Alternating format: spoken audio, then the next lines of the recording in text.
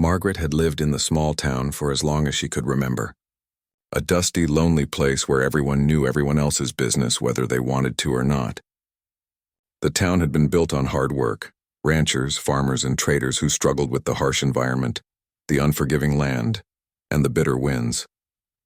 For most, the land was home, but for Margaret, it had been a place of quiet suffering. She wasn't sure when the whispers started, but they were always there.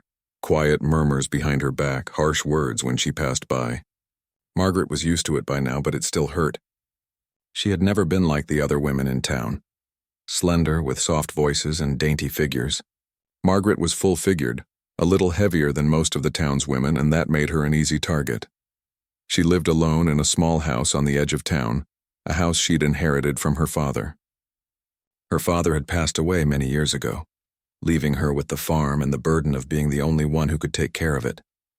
He had loved her deeply, never once making her feel as though she was anything less than perfect. But that had been before the world outside had made her question everything she knew about herself. That evening, Margaret stood before the mirror, adjusting her simple dress. It wasn't much, just a plain brown dress she wore to most gatherings, but it made her feel like she was fitting into the world. Just a little bit. She had been invited to a dance that night at the local hall. It was rare for her to go to these events, but this time, she decided to step out of her comfort zone. Maybe, she thought, just maybe it would be different this time. When she walked into the hall, the noise of the crowd hit her. The floor was packed with people, men in their rugged clothes, women in their bright dresses. Laughter, chatter, and the sound of fiddles playing lively tunes filled the air. It felt overwhelming, but she kept her head high and walked in, hoping that tonight no one would notice her. But as she moved deeper into the hall, she could feel their eyes. They weren't kind eyes. They never were.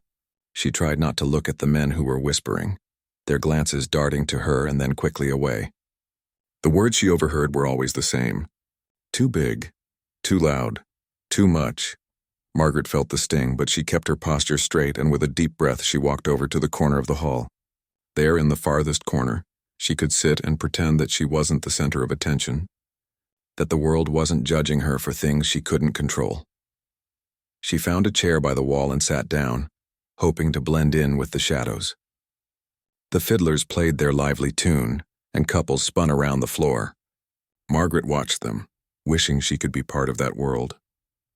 But it was a world that had never seemed to accept her. She took a sip of her cider and stared at her shoes. What had she been thinking? Why had she come here? She knew it was useless, trying to fit in, trying to be something she wasn't. But tonight, she had hoped for something, a glance, a smile, a moment where someone would see her and not judge her based on the way she looked. The whispers continued around her. Look at her. She's too big for that dress. Margaret tried to ignore them, but it was hard. She had never been able to ignore them.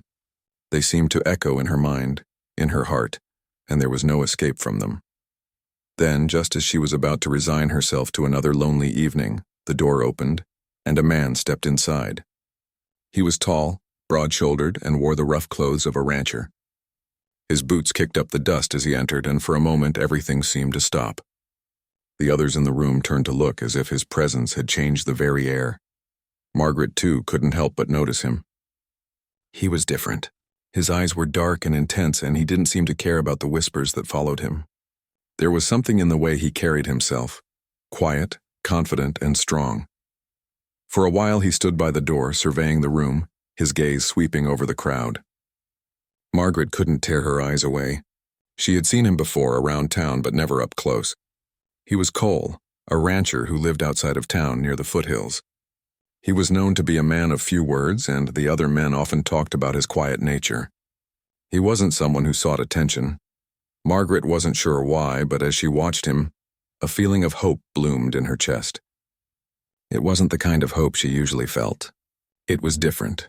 She didn't know if it was because of the way he carried himself, or because he didn't look at her like the others did. But something about him made her believe that maybe, just maybe, she wasn't as invisible as she had always thought. As Cole stood by the door, the chatter around the room died down. A few of the bolder women caught his eye and began to flirt with him, but Cole didn't seem interested. He didn't even acknowledge them. His gaze moved around the room again, and this time it landed on Margaret. For a moment, their eyes met. Margaret quickly looked away, her heart racing.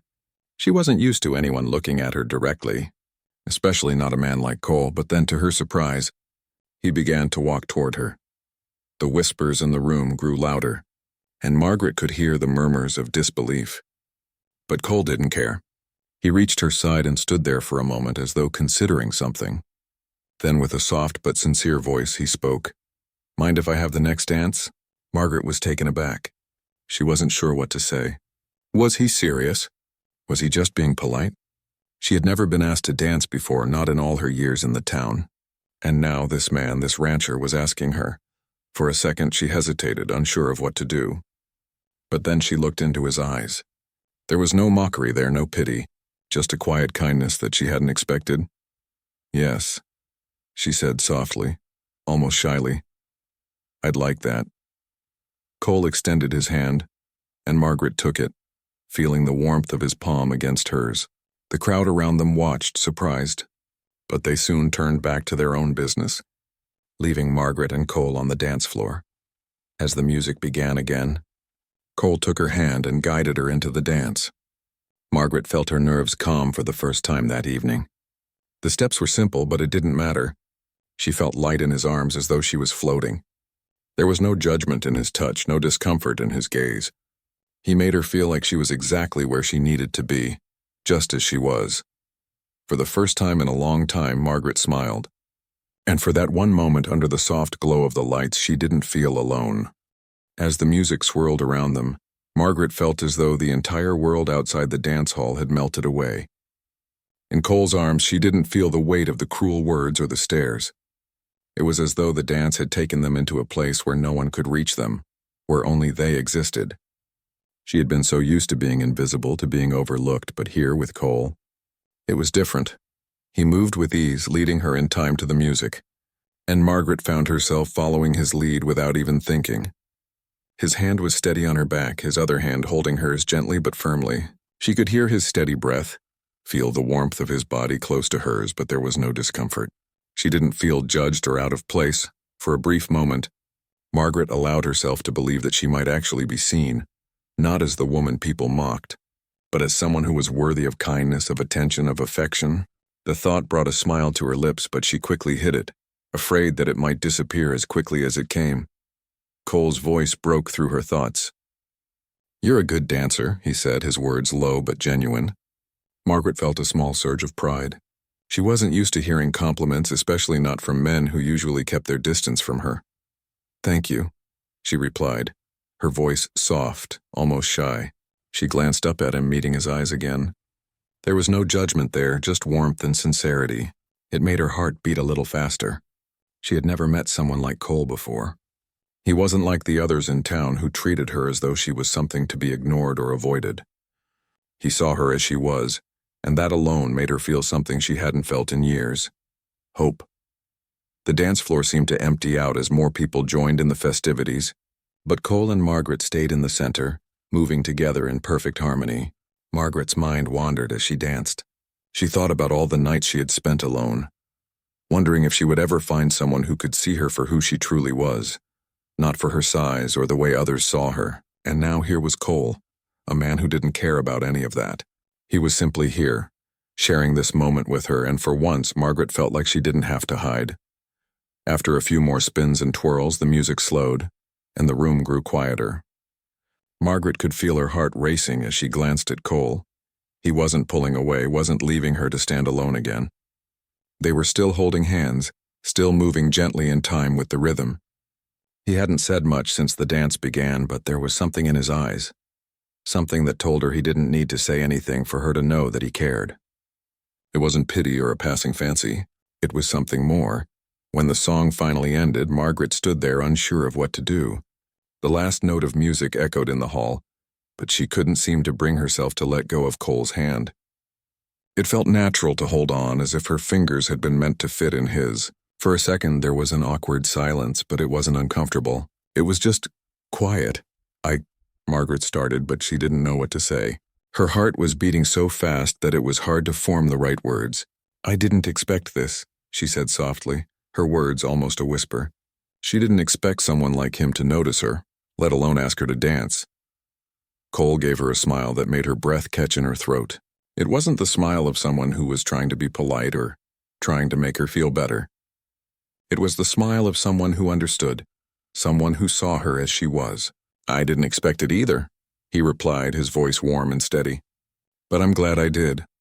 Margaret looked up at him again, her heart swelling with something she couldn't quite name. He wasn't the kind of man who made promises or gave false hope. He didn't need to.